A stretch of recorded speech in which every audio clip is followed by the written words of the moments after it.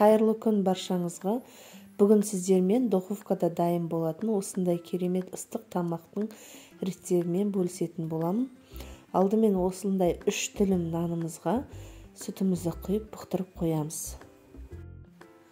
Тартылған еттің үстіне осылай пиязды блендердің көмегімен өткізіп алдым. Оның үстіне тұз, қалауыңызша бұрыш қосып, сұйық май қосамыз да нанымызды салып, жақсылап араластырамыз.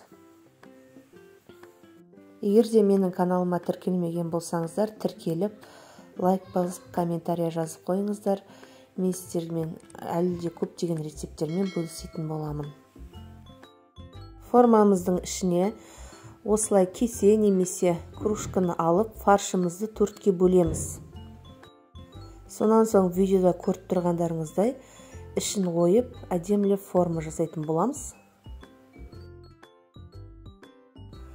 Осы ыстық тамақты сіздерге де жасауға кеңес етемін. Дәмі өте керемет. Бір жасағаннан шығады.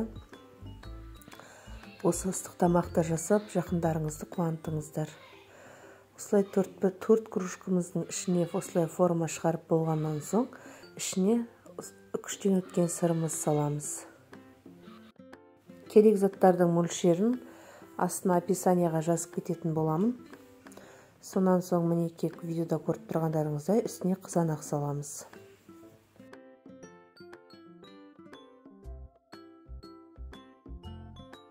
Ыдысымызға 2 жұмыртқаны жарып, үстіне дәміне қарай тұз, бұрыш қосып, жақсылап араластырып, кружкаға 4 бөлікке бөліп құятын боламыз.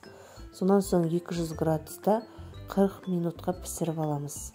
Духовкаңыз алдымен қызып тұруы қажет.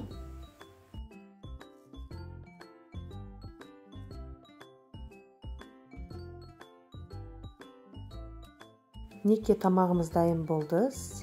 Қасына мен картоптан пюре жасадым. Сіздерге де жасап көруге кеңес беремін. Соңына шейін видеоны қарап, мені қолдағаныңыздарың үшін көп рахмет. Келесі кездескенше.